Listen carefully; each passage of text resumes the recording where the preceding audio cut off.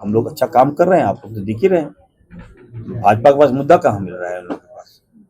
वो घेरिए तो घेर के दिखा दिए ना, कहाँ पर कोई ठोस तो सबूत तो दीजिएगा। आप मीडिया में बोल दिए, ट्विटर में बोल दिए, प्रेस कॉन्फ्रेंस कर दिए, तो आप बिना फैक्ट आप कैसे कर सकते हैं? फिर भी मैं बीजेपी को नसीहत दूंगा कि अगर आपका दिमाग गड़बड़ है तो आइए, मैं इलाज कराऊंगा यहाँ, मैं खुद बैठ रहा हूँ ओपीडी में, आइए, इलाज की आवश्यकता है आप लोग को। आप ही लोग के कारण मैं बैठ रहा हूँ यहाँ पर। समय और शेड्यूल भी बता दीजिए। देखिए आज मैं बैठा हूँ यहाँ, सदर में भी जाऊंगा मैं। देखिए मेरा बैठने का मकसद ये है कि देखिए आए दिन आप लोग चला देते हैं खराब न्यूज, इससे लोग भयभीत हो रहे हैं कि जब रिम्स में अगर ये व्यवस्था है तो हम लोग कहाँ जाएंगे?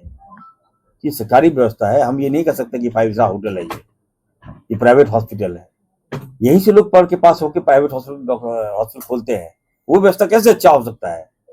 हमको इस व्यवस्था को ठीक करना है, मुझे आप सबकी मदद चाहिए। और आप अगर आप सबसे एक और रिक्वेस्ट करेंगे, अगर कहीं आपको कोई दिक्कत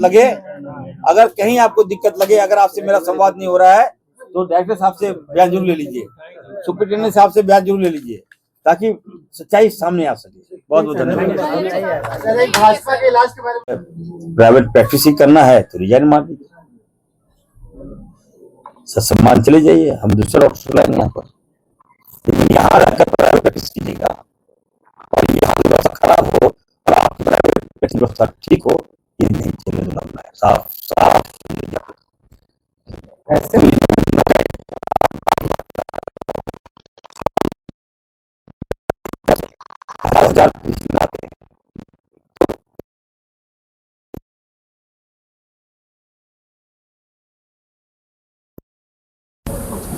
तो कहीं ना कहीं रिम्स का विश्वास लोगों पे बढ़ा है। और कई अच्छी अच्छी फैमिली के लोग आते हैं यहाँ पर, पत्रकार की भी फैमिली आते हैं, हम लगातार इलाज कराते हैं, हमारा फोन आता है, इलाज करते हैं हम लोग, तो ऐसी बात नहीं है।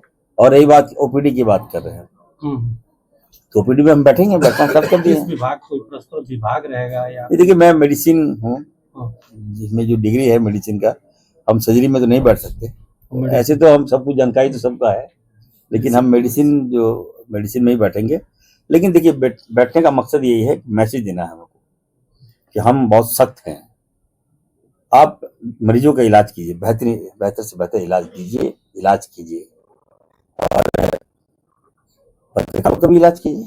क्या सर, आज आप ओपीडी में थे तो वहाँ पे डॉक्टर्स के पास रोस्टर नहीं था कौन सी मेडिसिन है फार्मेसी में, कैसे दूर करेंगे इसको? डॉक्टर्स को मालूम ही नहीं है कौन सी मेडिसिन है अवेलेबल उनके पास, कोई लिस्ट उनके पास दिया जाए या फिर ये देखिए ये आप लोग तो बात है, मैं भी वही बताना है। तो जब मैंने संज्ञान ले लिया तो आप चिंता मत कीजिए, उस पर कार्रवाई भी होगा। कब सिरप की बात बोल? हाँ, कब सिरप अभी आप देखिए खुला है।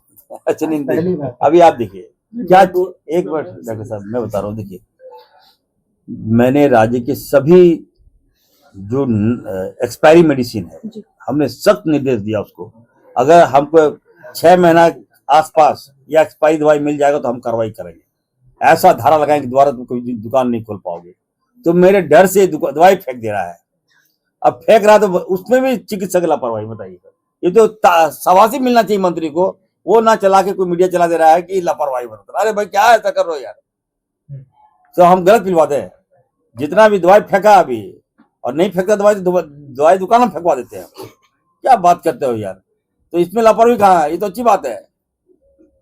तो ये सब मत चलाया कीजिए आप लोग, मैं बता रहा हूँ, अच्छा है। तो रिम्स में डॉक्टर और टेक्निकल स्टाफ की कमी है, जैसे 50% की कमी है, तो आपके बैठने से तो एक विभाग मेडिसिन दूर हो जाएगी, लेकिन और विभाग के जो डॉक्टर कमी है, टेक्निकल स्टाफ की कमी, तो उसको कैसे दूर? बार बार हाई कोर्ट भी एक निर्देश दिया है या फटकार लगाया, जैसा आप देखिए आप जो प्रश्न कर रहे हैं, यहाँ पे क्या हो रहा है कि कुछ कंपनियां है ना, ये काम नहीं करती है, ठीक, आउटसोर्सिंग के माध्यम से काम नहीं करती है, और अगर उसको फटकार लगाइएगा तो देख गो टू कोर्ट से वहां से विभाग के खिलाफ में, मंत्री के खिलाफ में न्यूज आ जाता है और कोर्ट संज्ञान लेता है। और उसके बाद क्या होता है कि उसको स्टे मिल जाता है, और जिसके कारण देखिए जो आउटसोर्सिंग कंपनियां काम कर रही है वो डिबार हमने किया है, ब्लैक लिस्टेड है, लेकिन कोर्ट से स्टे है।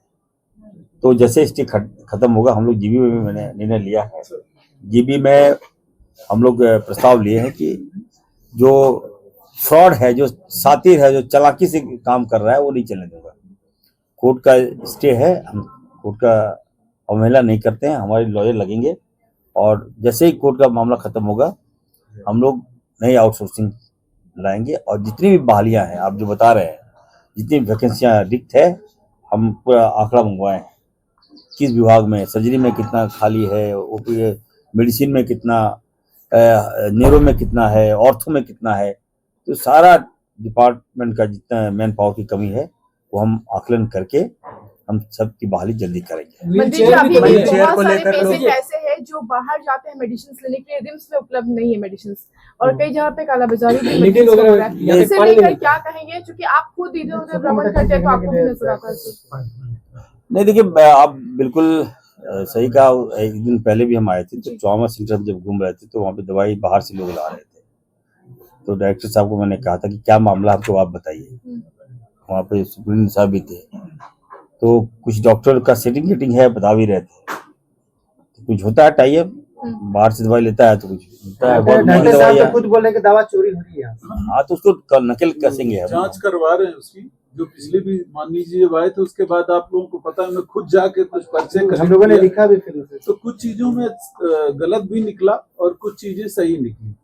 तो स्टोर में भी उसके बाद जांच की, अब कुछ जो चीजें भरी पड़ी थी स्टोर में वो भी, तो या तो वो इंचार्ज इंडेंट नहीं कर रही है, ये भी कमी हो सकती है, या वो दवाएं कहीं से जा रही हैं, तो उसका जांच करवा रहे हैं, उस पर सर व्हील चेयर की समस्या जो बता और एम्बुलेंस वाली कंपनी भी सर आप लोग कह रहे हैं कि उसे लेटर देंगे, कार्रवाई होगी, लेकिन उसकी कमी है। देखिए व्हील चेयर के बारे में जो आपने बताया, व्हील चेयर जो है वो मूव करता है। एक पेशेंट आया था कि सर मैंने, इरफान साहब आप आए हैं, आपका नाम सुने, भागे भागे आए, हमको व्हील चेयर चाहिए, तो जो कमी है तो उसको लीजिए, व्हील चेयर और खरीदवा भी रहे हैं, और खरीदवाइए व्हील चेयर, बढ़िया व्हील चेयर मूव करता है ना। रीजनल आई हॉस्पिटल का हैंडओवर होगा, कब शुरू होगा? वो भी है, अब सारा एक ही बार पूछ लेंगे नहीं चलेगा, उस दिन बुलाएंगे आप लोग। देखिए हॉस्पिटल तो ओपनिंग बन के तैयार है, ओपनिंग करेंगे हम, उसका जल्द आप लोगों को डेट बता देंगे। हम चाहते हैं कि हॉस्पिटल बने, यहाँ लैब भी बन के तैयार है, लैब का भी हम ओपनिंग करेंगे, सब कुछ है। एम्बुलेंस की कमी सर, एम्बुलेंस लगातार लेट से पहुंच रहा है। कौन सा एम्बुलेंस? कहीं के एम्बुलेंस स्वास्थ्य सचिव ने कहा हमने उन्हें नोटिस दिया है कि वो अपनी काम चला रहे हैं।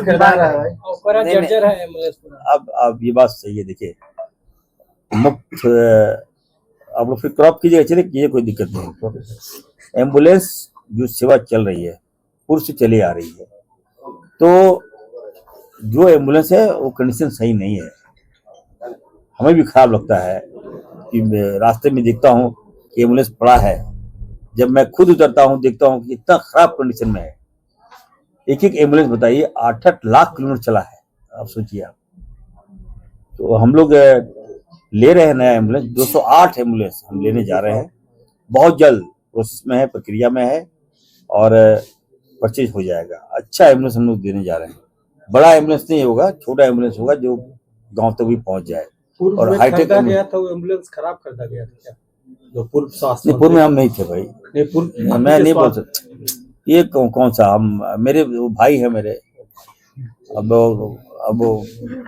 सर एक अंतिम सवाल है सर, बीजेपी के राष्ट्रीय प्रवक्ता अजय आलोक के द्वारा 2 दिनों से ट्विटर पे ट्वीट किया जा रहा है, वो इशारा क्या है सर? अगर मैं ट्विटर आपको पढ़ के झारखंड में खेला होगा, अरे भाई हाइड्रोजन बम देखा है वगैरह वगैरह जो उन्होंने ट्वीट किया है, ऐसे चला दो भाई। देखिए शांत रहिएगा सब।